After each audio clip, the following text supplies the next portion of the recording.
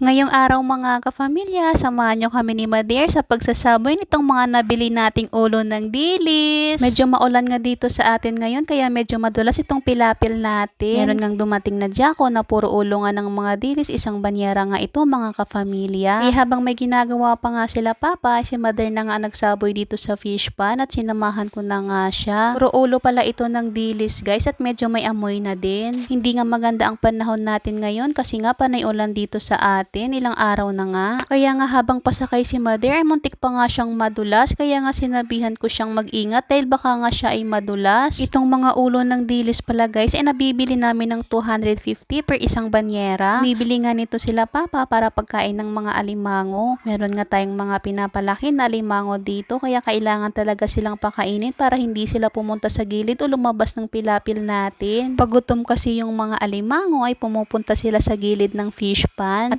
matagal din pala silang maibenta dahil mabagal ang kanilang paglaki pag hindi sila pinapakain. Bangus nga at alimango yung meron tayo dito sa fish pan guys. Pero yung mga bangus natin ay na-harvest na nga. Meron ngang natira pero kakaunti na lang. Sumasakay pala ng bangka at iniikot dito sa gitna ng fish pan para lahat nga sila ay makakain. Jaco nga pala ang tawag namin dito.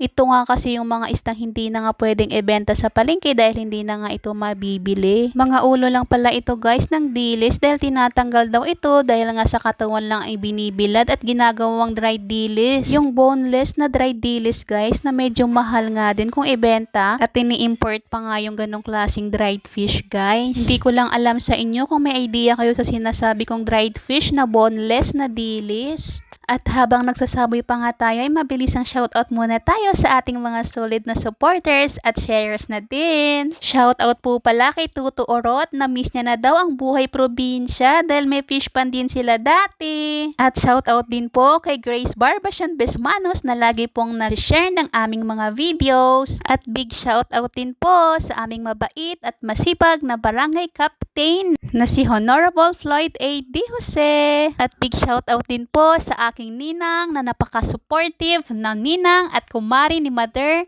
na lagi pong nagsishare ng aming mga videos na si Ninang Gloria Diliera. Madamong nga salamat sa inyo suporta at pati na rin po sa aming mga followers at sa mga bagong followers. Maraming salamat po. At sa mga gusto pong magpa-shoutout, paki-comment down lang po para po may shoutout ko po kayo sa ating susunod na vlog. Medyo malayo-layo na din po ang naikot namin ni Mother guys at medyo tumila na din po ang ulan. Diba ang galing magsagwan ni Mother guys? Ako kahit lumaki ako na malapit sa ilong, hindi ako marunong lumangoy at magsagwan. Sana all na lang talaga tayo guys.